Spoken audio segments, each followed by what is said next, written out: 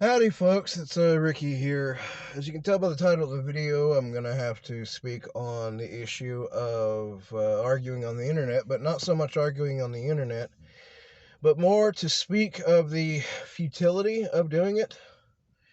See, I've noticed that a lot of people, especially boomers and Gen Xers, they're still complaining on the internet and still saying cliche things like, wake up, people.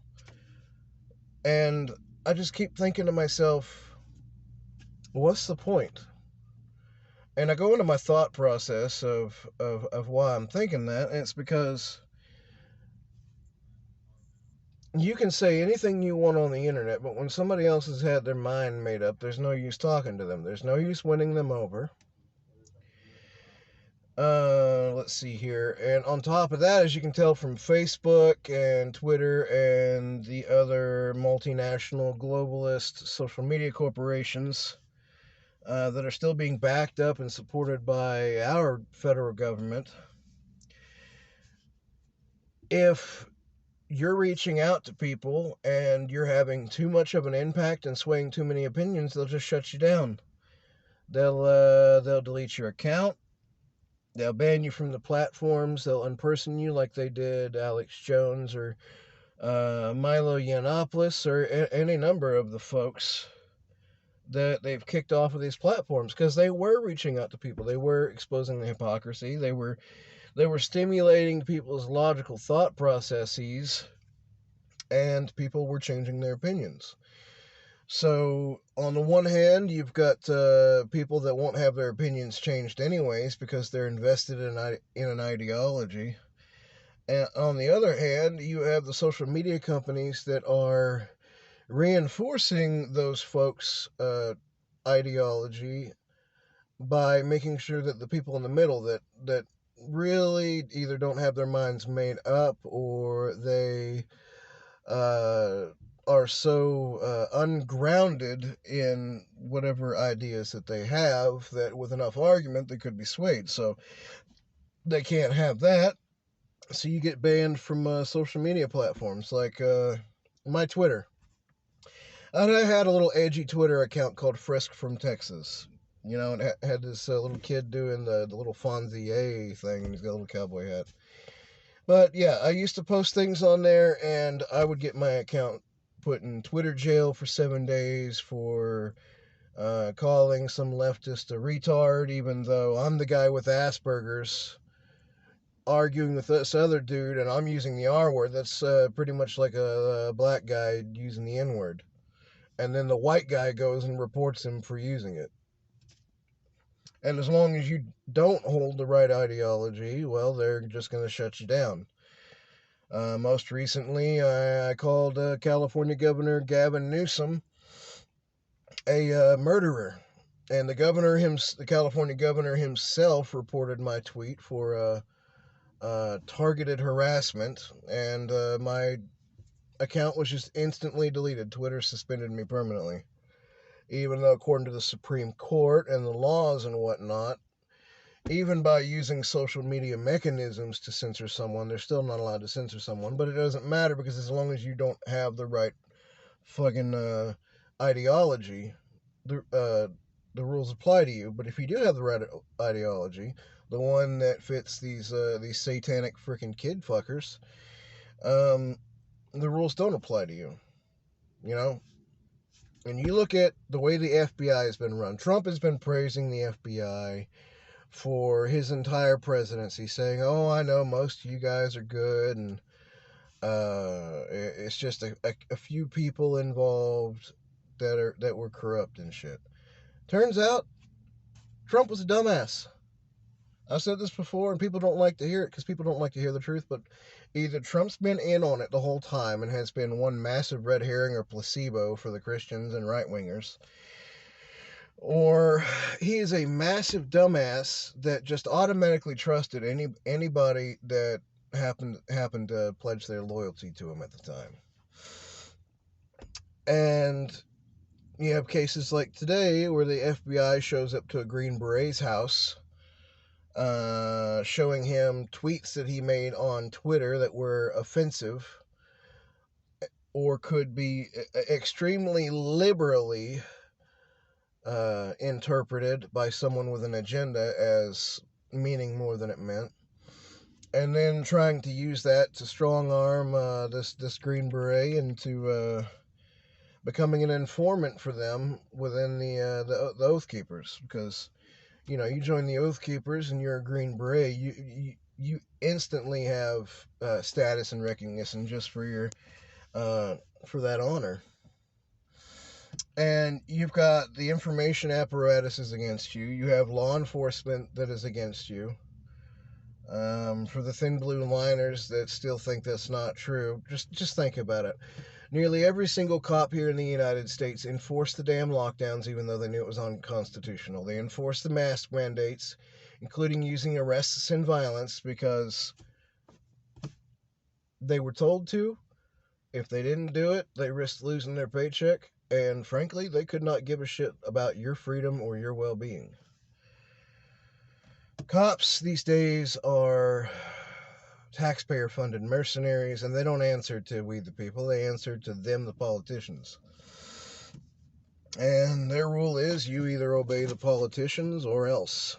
Or else what? Or else you'll get a fucking beating. You don't want to take the beating and go to jail? Well, we're just going to pull out our pistol and cap your ass. Because they're not taught to de-escalate. They're taught to escalate with pain and violence until you either die or submit. And I am digressing a bit, but it goes back into the point to where this is total information control. The only reason why they've been losing control is because the average person out there has been using information, networking, and informing the public, and they cannot allow that to happen any longer. And the point I'm trying to make is that now that they have control of the information apparatus again, either by censoring what you can say or banning influencers outright from all the social media platforms, and even going so far as banning them from owning bank accounts, banning them from, if they could, they would have your utilities shut off, even though there's still laws in place to prevent that right now. But we're coming to a point here in the United States where we will start having thought police like they do in the UK. You can look at that incident with that Green Beret Jeremy Brown, where the FBI is simply using some mean tweets that he said on the internet in order to try to blackmail him into being an informant and to spy on a completely legal organization that's full of veterans and some law enforcement, some of the ones that are good. And now that they have control of the information, you sitting on your ass and arguing with people on the internet's not going to do any good anymore, because the social media companies are making sure that you don't have a voice in order to talk to those people and try to change their opinions. They're making sure that those people are in an echo chamber. They're making sure that you are in an echo chamber, and they're even trying to shut your echo chambers down. Just a couple of days ago, they had an attack against the Gab social media website, where a bunch of hackers hacked all of the famous people accounts, basically Gab's version of their blue check marks, and had all of those accounts pretty much copy paste the same thing, which was they all shit on Gab's CEO, calling him a bunch of names and stuff. So that Gab was shut down for 24 hours so that they could get that breach fixed. I'm hoping they didn't get any of my information, because I moved my Twitter account, Frisk from Texas. I moved that over to Gab. You can look me up, send me a friend request, or follow me, and I'll follow you back. It's typically how it goes. I still say edgy shit on there, but I still say the crap that no one else wants to hear. So if you want to hear the painful truth rather than a comforting lie, and occasionally see a funny meme get posted, I'm the guy. But anyways, you need to organize groups. You need to actually physically get out there at the public squares, at your courthouses, along your public sidewalks. You need to picket outside of your politicians' houses, day and night, if they're doing something really fucked up and something that they shouldn't. And you need to platform yourselves in a way that they can't censor, that they cannot stop you from doing. And the only way that they could attempt to stop it would be to just blatantly violate the Constitution and let everyone know, to drop the farce, to drop the facade, and show that the Constitution doesn't matter anymore, because at this point it really doesn't. The only reason that they're still pretending that it does to them is because they don't want a large-scale insurrection or even secession of the states to form another union. Which, by the way, you should check up on it. And if you are in Texas, they're supposed to hold a referendum. They're supposed to hold a vote in order to decide whether or not the Texas people get a referendum on secession. The way that works is, if they hold a vote and say, yes, we're going to have a referendum, the referendum is basically they're going to send out flyers and ask the people of Texas if they're in favor of secession. And those tallies will come back, and the politicians will know where the people will stand, because they're not just going to secede from the Union without the support of the people. As of right now, Texas entered in the United States through treaty when we were our own republic, and our own state constitution states that we are only bound to the Union so long as the Union still adheres to the principles and laws of the U.S. federal Constitution and those principles. When the federal government violates that contract, we're pretty well free to leave. And no, the Civil War did not decide the issue of secession, because the same people that will say, oh, you can't secede from the Union, the Civil War decided that, are the same people that will call the medieval idea of might makes right as barbaric and backwards. And that's essentially what they're arguing, is that 150 years ago, the Union had more money, more factories, and better weapons, and because they were able to militarily defeat the South, which I didn't agree with the politics of the South at the time, but still, I'm digressing here, that because they were mightier, then that makes them right, and therefore the issue of state secession was resolved. Yeah, it really doesn't make a whole lot of sense until you get it laid out bare like that, and people start realizing, oh shit, I'm retarded.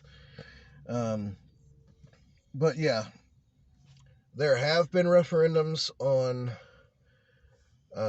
Texas secession in the past, but Greg Abbott, the Republican Party, and all the Democrats came together to crush those bills so that the Texas people could never even be asked whether or not they want to leave. Because we'll have to face it, most of our politicians are corrupt. Just like in the USA. A lot of stuff isn't even going to get done until you get rid of politicians like Abbott and the limp-wristed little limp dicks that are floating around in Austin. These are the same